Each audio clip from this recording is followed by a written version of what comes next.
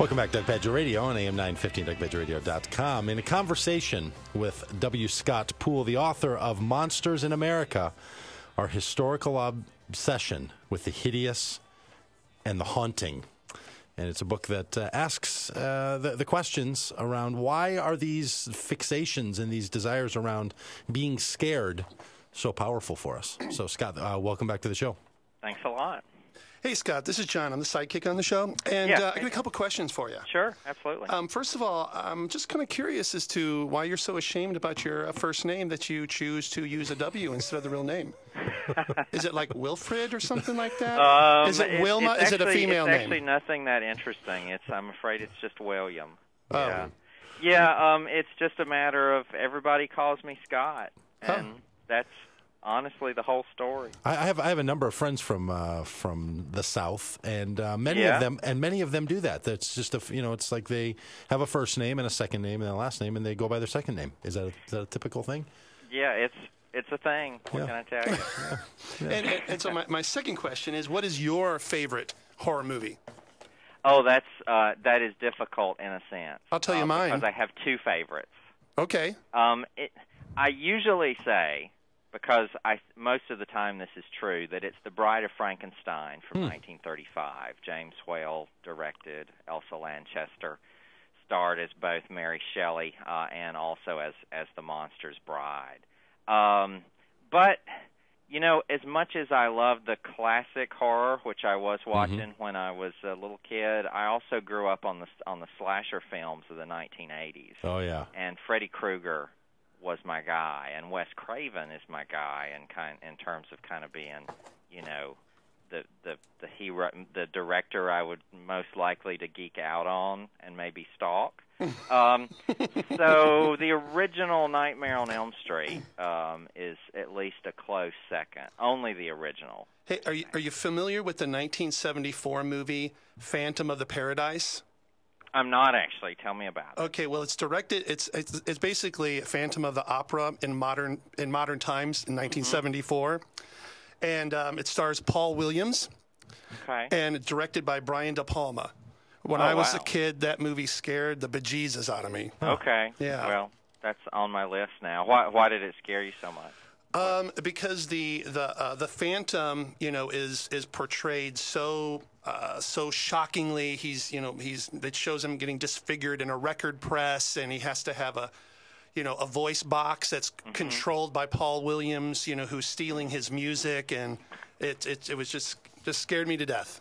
Okay. Check it out. I'm going to have to watch that. Yeah. I'm always looking, in part because of what I do, I'm always looking for things that will actually still really scare me. And it gets difficult over time. Halloween still scares me, the original Halloween. Oh, yeah. John Carpenter's. That is such a powerful, has so many powerful images in it that kind of stay with you. Scott, what is it do you think about people where we want to be scared? Like where that emotion, whether it's on a roller coaster ride or a haunted house or a movie or Halloween, that we want and feel good about having, whatever biological reaction we have to these kinds of fears. What do you have a sense of that? What's up with that? I do. I've thought about that a lot because, one of the historical phenomena that I research is sort of our simultaneous attraction and repulsion to the monster. And I think in historical terms, at least, I think psychological questions are maybe separate, but in historical terms, there is a sense that if we look closely at the monster, it will be revelatory in certain kinds of ways. It will reveal certain kinds of things about our culture and maybe even ourselves. At the same time, there's obviously often this very human and I think this very social sense, maybe a particularly American sense, of maybe we don't want to have that experience. Maybe there's a sense that, it's frightening because it challenges deeply held beliefs, deeply held myths. One of kind of my bigger ideas in the book actually is that, while every society, every culture has its monsters, American monsters are sort of special and interesting in certain kinds of ways because there's this myth of American innocence and American exceptionalism And so, that makes the monster sort of the walk on the dark side kind of especially interesting, I think, for us. And I think there's a lot of Americans are willing to do that, and then others prefer sort of, myths of the frontier, myths of innocence, myths of exceptionalism. And do you feel like those are in competition with one another? Because I look at like comic book culture, and it seems like there's sort of these two different streams: the horror, scary monster comic books, right, and then the superhero comic books. Right. Do you think they're? I mean, are they a yin and a yang? Are they? Do you need both sides of the coin? Are they doing different things? I think they used to be. I think that in some ways, though, since the '80s, those two streams have kind of come together. Come together in the sense that since in the '80s you had comics like The Watchmen and Dark Knight Returns and others that took the superhero genre into this much darker place, and often a very political place. In fact, both of those books that I just mentioned, Alan Moore's Watchmen and Frank Miller's Dark Knight Returns, are very political books in certain kinds of ways, critiquing the Reagan years, critiquing the whole sort of morning in America idea, and sort of grabbing us by the collars and giving us a good shake and saying take a look at what's going on underneath. And are you able to stick around for another segment? Because I got a couple more things I'd love to chat with you about with the book. Absolutely. Yeah, great. Okay, because I want to ask you a little bit about this whole role of Halloween and what you think how that plays into our historic sensibilities of mastering our fears. Like, it seems like there's a whole set of your kind of standard Halloween outfits. Like you go as a hobo or a witch. Like if you think about your classic, changed a little bit. Yeah, certainly. Yeah. But somehow there's like this sensibility of these classic Halloween outfits. Right. And I wonder if that's kind of this cultural commentary on having succeeded in defeating those fears, or am I overplaying that a bit?